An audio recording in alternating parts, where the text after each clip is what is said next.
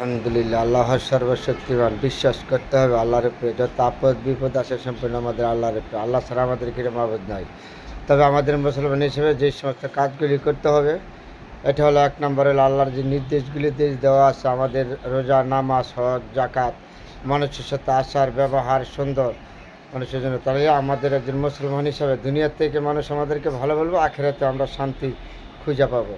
এখনও সময় আছে, আসেন পিছনে ভুলগুলি আমাদের যা হচ্ছে সামনে যাতে ভুল না হয়। সবাই আমরা একসাথে মিলেমিশে চলি। মুসলমান, হিন্দু, বৌদ্ধ, খ্রিস্টান সবাই আমরা মানুষ। সবাই কাঁধে কাঁধে কাঁধ মিলিয়ে, হাতে হাতে হাত মিলিয়ে আমরা যতদিন জীবিত থাকি সবার সাথে সবার মিলেমিশে থাকবো ইনশাল্লাহ।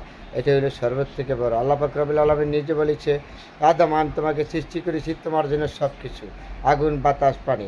তো নবী করিম সাল্লাল্লাহু আলাইহি সাল্লাম নিজে বলেছে, একজন মানুষ আরেকজন মানুষকে কখনো আঘাত করবেন না, কারো জাতি নিয়ে সমালোচনা করবেন না, কারো জাতিকে আঘাত দেবেন না। তারপরে বলেছে, হিন্দু, বৌদ্ধ, খ্রিস্টান সবাই আমরা মানুষ, একসাথে মিলেমিশে আমরা থাকবো, বসবাস করবো। সবাই ভালো থাকবেন বন্ধুরা।